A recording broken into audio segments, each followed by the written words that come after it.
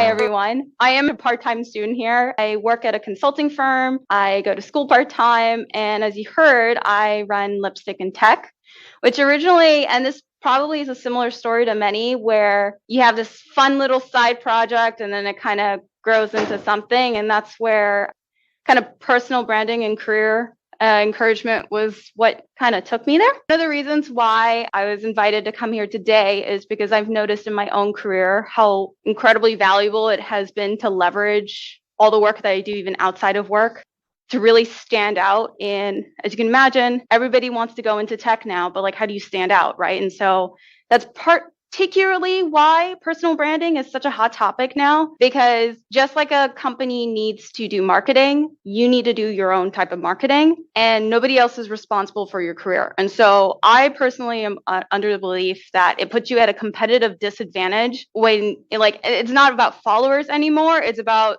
someone else having a very clear understanding of what you represent.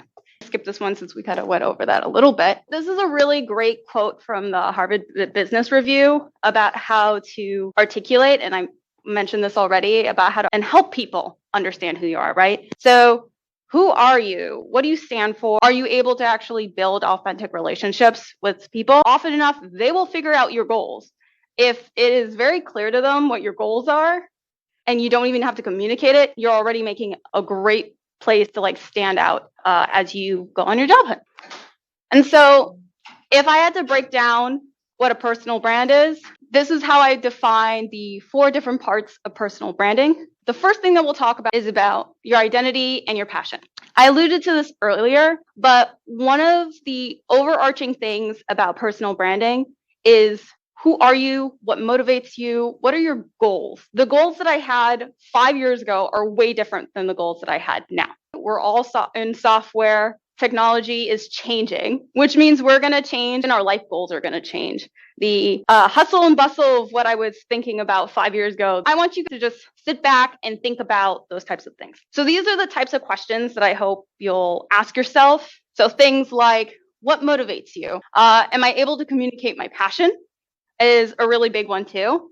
And also, am I consistent about explaining that passion? Because as nice as it is for someone to tell me that they're really passionate about Salesforce, which is of course a question I get a lot, there are a lot of aspects of that software.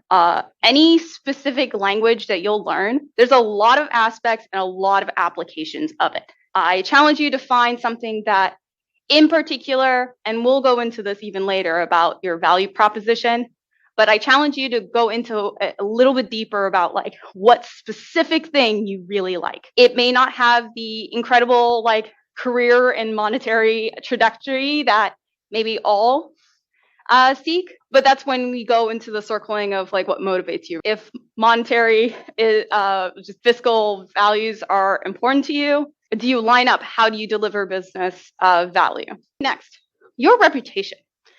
Something that I often figure is challenging because it's something you can't necessarily control. You cannot control how people perceive you. However, you can be proactively managing your reputation. So one of the things that I'm taught a lot is if you are interested in this one thing, am I being known for something that I want to be known for? If you work at a corporate organization, this is just talking to a colleague of yours and just asking them listen, what do people think of me? What do they think I'm good at? What do they think I'm not good at? Right? And so even hearing the other side of how people perceive you is really helpful, because then you take back the lessons that you're getting and you have to figure out, okay, does it match? Does it not match? Simply, how would other people describe you? Doesn't have to be skills-wise. It could just be general personality. What am I interested in? How do I work with others? That's a big one too. Am I implicitly and explicitly providing that messaging for them? If I'm having a conversation with someone at work and eventually they randomly notice I'm passionate about talking about hiking and I'm generally really reclused and quiet every other time, then what they take away from is the fact that, oh, I am actually passionate about something, which can be valuable, right? Then it means as an employer, if I was that person's boss, it would make me figure out that maybe I need to deeper about how I can help them achieve their goals. Now, I'm not saying whether you're a leader or not, that is something that you need to do, but it's something to keep in mind, because ultimately what will happen is doors will open. Doors always open when you're very clear about the things that you like. And if they know what you're like known for, I can't tell you the amount of times that I've gone randomly tagged on social media because somebody knew me as a Salesforce person. That's it. They didn't know any of the other work, just Salesforce Kim. What's up? How can I help you? So I think if there's anything in this presentation, this is one of the key takeaways that I want you to consider. Is as much as I can talk about personal branding, one of the tricky things about the reputation is if there's a conflict between how you're perceived and how people think of you, what's the adjustment? Pretending that it's not on here. I'd love to hear any suggestions as well about how would you adjust that? How do you get people to see the way that you want to be seen? So it kind of did happen to me a couple years back that my friends found that sometimes I could be a little bit too aggressive towards some issues. And then they raised that. And then the first thing I did was just acknowledge it and then apologize for it. And then I recognize their feelings and their feedback, and I very much appreciate that. And then, because they understand that I have this acceptance, and then that already it's kind of reevaluation or change their perspective on me. And then I did change after that. So I think the first step is to understand, acknowledge other people's feeling, which is important, because I also have some people, I don't know people that just completely ignore or just be mad at other people raise their issue. Right. So, yeah, first step is to recognize. Yeah. Are we talking about how to manage our reputation on social media, like as in LinkedIn, how our brand, how we are perceived at scale? Is that the question? Yeah, but not necessarily social media. I do want to circle back to a quick point. I didn't catch your name, sorry. About what she made earlier, which was, so I'm asking about what are the strategies that you've used to kind of measure if there's a conflict between how you're perceived versus how others think of you. And so you actually bring up a great point. There's literal research behind the fact that there are biases in the workplace everywhere. I particular, because I'm a person of color, I am very sensitive to the fact that people sometimes perceive me as aggressive when in reality I just tell people I'm passionate. The reality is that is something that will impact how you're perceived. Not necessarily, again, everybody's lived experience will impact how that controls that, but you don't have control over other people, right? So I think your biggest takeaway of being already able to recognize that is important, because you can't change people. Everybody deserves to be their authentic self in certain spaces, but sometimes you have to recognize that by being able to be more accepting of how certain cultures and how certain people react, you become, it's ultimately like a sign of respect for them too. So, and that's, by the way, still ties into my statement that I have here, which is the best way to kind of figure out what to do when there's that conflict is to think about like how you deliver value. And we'll go over that in a moment, like how you deliver value to others. And even in that short example, it was the fact that, again, I am passionate. I apologize if it came out aggressive. I just want you to know. And like that could be like a small but proposed value prop, because at least they know that like it wasn't intentional, right? And I know I'm like, it's a very weird sliver of this, but it makes perfect sense. Say that I changed myself. I should actually rephrase that as you adjusted. Yeah, I understand what's a better way to get my goal. Yeah. What's the more efficient way instead of having actual conflicts, but right to what I want to do in a quicker way. So right. Oh, I appreciate that sharing that. That's super. And so in addition to the value prop, experience. So someone tells me they don't believe that I'm a Salesforce expert. What's the next thing I'm going to do? Get another certification, learn a little bit more about Salesforce. continue on the path of gaining more experience. And eventually, next time rolls around, I get to talk to someone and say, what am I known for at the office? So that is one of the tips that I know, like those two things can be very tricky when it comes to defining your brand. And so I hope that if you take anything away from this, this is how you pivot. This is how you adjust.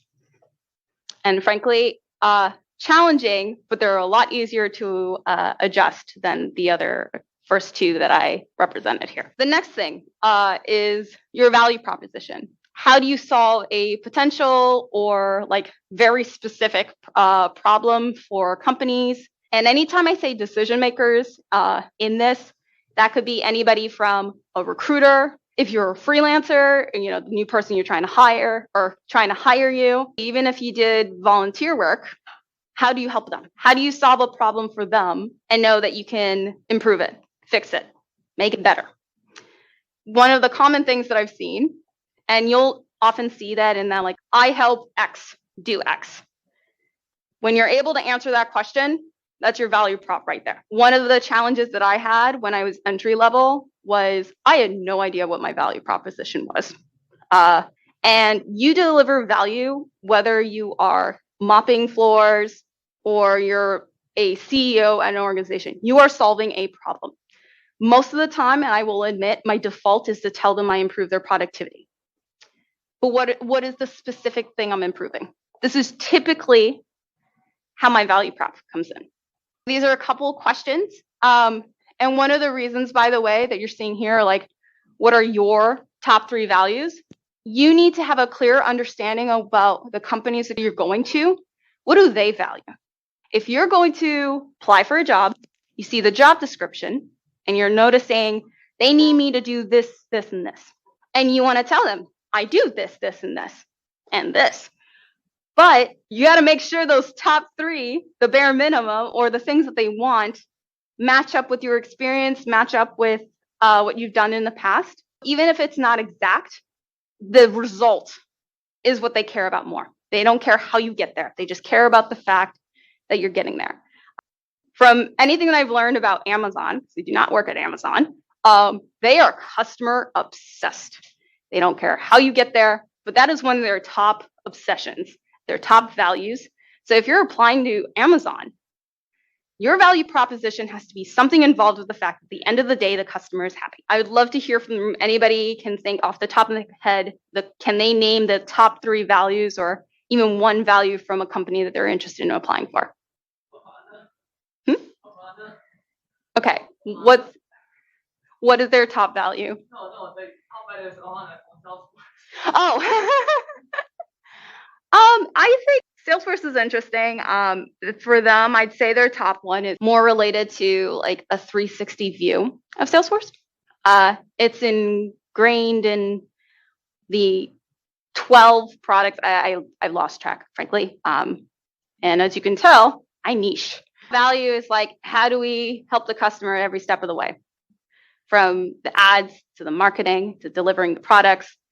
There's a whole slew, sales, service, marketing, nonprofit, small business, like the whole cycle. They want to be a part of the whole cycle. So if that is something that's valuable to them, you got to make sure you also want to be part of that 360 cycle of the customer. And then kind of, the most obvious one, getting experience. Are you able to articulate your unique experience?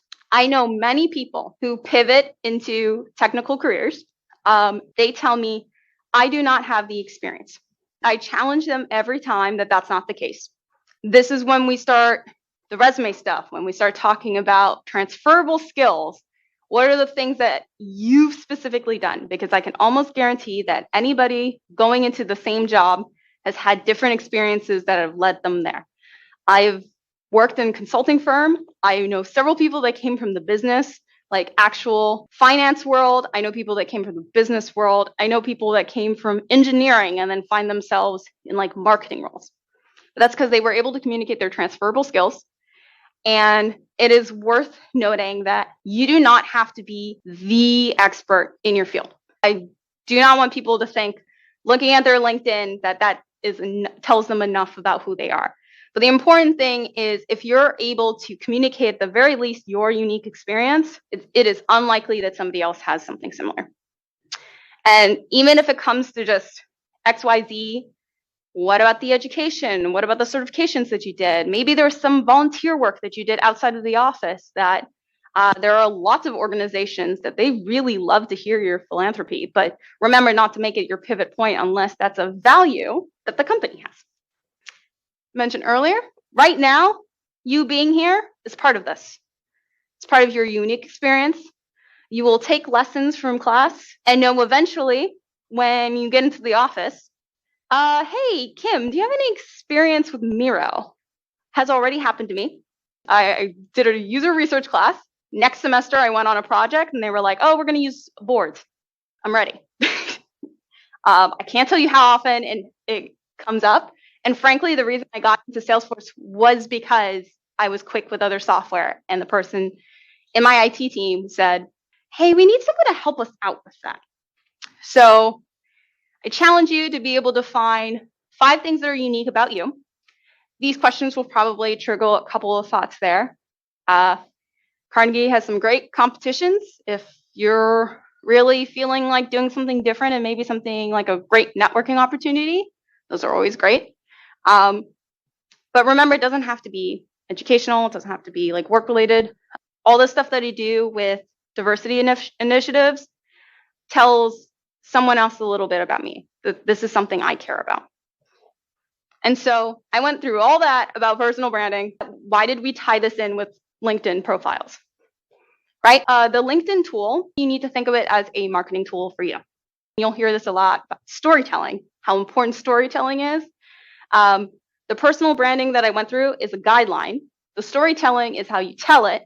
And the stories that you tell eventually get summarized as a LinkedIn profile. And so lining up with LinkedIn, this is how I would say summarizing what your LinkedIn profile needs to communicate. You need to appear likable and reputable. Likable probably has an asterisk on there, but someone's got to like you. You have to be able to differentiate yourself from the crowd. I've seen some crazy profile pictures that were still professional, but you know what? Didn't remember anything else about their profile. Just remember that goofy picture and headline. And sometimes that's all you need to get a message. But sometimes I looked down and I saw the 12 years at a FANG company, and that's wild too. Just depends, again, how you're perceived. Finally, your specialty and your expertise is clear. We see that headline. Student at CMU. I've seen it a million times. Is that unique? Maybe. Even the addition of my role currently and CMU would stand out more than just CMU. Because it tells me I care about education. I'm currently pursuing my degree, and then I also work full time. One that's even better is what I talked about earlier about that value prop, which is I help X do that. And that's where you often see the annoying LinkedIn folks with the emojis and the whatever floundery language about being a guru. These are the things in particular that stand out. So we're going to play a game.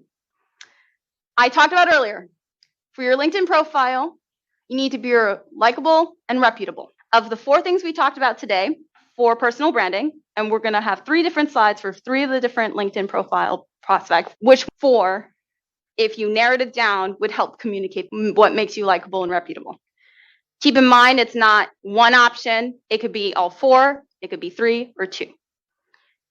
I'm going to worry if you're wrong. You're going to get an answer in a moment, but I do want to get some participation here. So one of the LinkedIn profile values is that you need to appear likable and reputable. As it pertains to personal branding, how does it match up with the values of making you appear likable and reputable? So for example, does my statements about my identity and passion make me appear more likable and reputable? Does my reputation, hint, the statements involved with your reputation match up with what makes you appear likable and reputable? I guess. So initially you start out with your identity and passion and value. I think I'm not using it right. Is it better now? Yeah, I'm just gonna come here. So initially you start out with an identity and passion, and you build on it with a value proposition. As you work, you add your experience to back up your passion and value proposition. And as you do all these three, your reputation builds, and your reputation also adds into the cycle. So of feeding to more likable and reputable nature. So in that order, you would build. I understand your point with the your value proposition, but sometimes I would say that answering your value proposition doesn't necessarily communicate immediately what makes you reputable. Sometimes you're able to deliver on things, but like, is that what you're known for? Maybe. So I say this is one of your challenges on your LinkedIn profile, and you're asking yourself, am I appearing likable and do I look legit on my LinkedIn profile? Revisit each of these three parts and see if that's clear and bring it back to your LinkedIn profile. How do I differentiate myself from the crowd? No wrong like answers here because you can make an argument for all. Maybe your identity and passion and a value. Yeah, experience also helps in that volunteering, but you're spot on with identity and passion as value prop. So sometimes that value prop can really deliver on how you're differentiating yourself. And then finally, your expertise and specialty should be clear on your LinkedIn profile. Thinking about how it matches up with my personal brand. What are the things that I really need to look deeper in?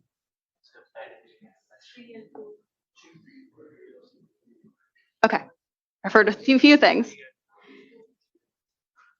Ta-da! No wrong answers because for the most part, you can make an argument for all of them. It's all personal branding in the end. But I would say ultimately deep focus into understanding how people perceive you. Because if you are perceived a different way, then that means they know your expertise. And you can't describe your expertise without actually making sure your expertise is in the profile, right? And so thanks for participating. I mentioned this earlier already, which is really using LinkedIn to key in tools and the storytelling helps you make a stronger impression on your profile. And frankly, I saw something earlier about listening to elevator pitches. If you are able to answer all these questions about your personal branding, your elevator pitch will come just like that. And so I will challenge you today to do the following things about your LinkedIn profile right now. First thing, and we talked about this earlier, which is just going over what a personal brand is, come up with a plan. It needs to be clear about what your values are. Start thinking about your career goals and your voice. Additionally, some of these other things are just very purely LinkedIn stuff. One, there are notifications right now, if you haven't adjusted them already, that will notify your network anytime you make an update to that. Please turn them off because it gives people no room to like learn more about you when they want to get on your page. Instead, you annoy them and then they turn off the notifications, and that it's just a weird, glitchy LinkedIn profile choice that they have made, which I do not recommend having on. You will use LinkedIn posts when something really fun happens. People will use LinkedIn posts to describe their new career goals when they're going to conferences, about the cool thing they learned. Sometimes personal stuff because it impacts their life and their career goals. Excuse me. One of the other things too that I wanted to take a moment to talk about is connections. If you want to be known as the #1 premier programmer in the entire world, maybe I should get connected with other premier programmers in the entire world. Not saying that you can't keep connecting with people that you like meet out in real life, conferences, etc. But you should have one through line of the fact that you want to be in these circles, and LinkedIn is the easiest way to get into those circles. It also kind of lines up a little bit with what I have for #7, which is joining groups. Easiest thing you can do today. Start paying attention to who you're friending on there. I'm sorry, you have to reject a few people. And I learned recently that there's apparently a limit for how many people you can connect with. Astronomical, but I don't want anybody to get caught in that. And that's the other thing too, for #4, uniquely the fact that editing your URL. This is also a resume tip because you're expected to put in your LinkedIn profile on your resume, but no recruiter will go in there and type in all sorts of nonsense to get to it. It puts you at a disadvantage because ultimately your resume is a snapshot, and then a LinkedIn profile is just an even deeper snapshot. You can expand. You only have certain character limits on your resume, but you could go on. on that. Plus, you have the advantage of using keywords on that. So edit your profile's URL so you make it easier for the recruiter to find you on LinkedIn. And number 6 is, I'm actually skipping number 5 for a specific reason now, but leveraging and completing your profile. One of the things that you can do today, even if it's not perfect, is actually complete the profile. Recruiters are a whole other portal in LinkedIn. I think the number is 85% of recruiters are on LinkedIn. So if you don't have a LinkedIn profile, you're at a disadvantage already from the get-go. But knowing the fact that if I complete my profile, the likelihood of my profile being recommended when the recruiter is on their end searching for, I need X expert who's entry level, who has this, and this skill.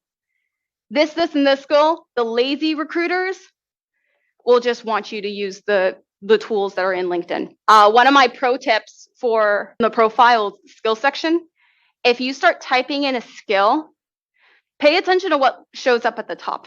And I can say this from personal experience because Salesforce sometimes get listed at Salesforce, Salesforce.com, SFDC. There's all sorts of weird variations for it. But I looked at the top. Salesforce.com is the one that shows up the most. So what's the point of me going through what I think is technically accurate when I care more about the SEO and I want to show up in a recruiter's portal? Use the top few results that come up. And then number 5, I do realize I went out of order here a little bit, but updating your profile is really surprising to me. I believe I read a study, your click rate, I think it's something close to like 65% click-through rate if you have a picture. Now, I do want to preface that again because I am a minority. There are biases. There are people who sometimes if they see if you're a certain color, they might not want to click on your profile. I want to be real and acknowledge to that. And so for those folks, I usually say, try with and without and see what happens. If you're finding that you're getting more messages when you don't have the picture, I will not force you, or no expert should force you to put in that picture then, because if you know it works against you, what is the point of doing that? Little asterisks on the profile picture. However, eye-catching banner, easy to do. Don't need to put in your picture. Adobe Express, Canva, they have all sorts of editing where you can actually make a banner that speaks out to your profile. A lot of people I know use that as an opportunity to put all their certifications at the top of their page because recruiters are lazy sometimes and they will not scroll all the way to the bottom to look at all your LinkedIn profiles. Or you can talk about the fact that you're an award-winning student with, I don't know, I'm making stuff up. There are lots of really great examples on a lot of those platforms that will give you an idea of like where to go from there. And with that, thank you all.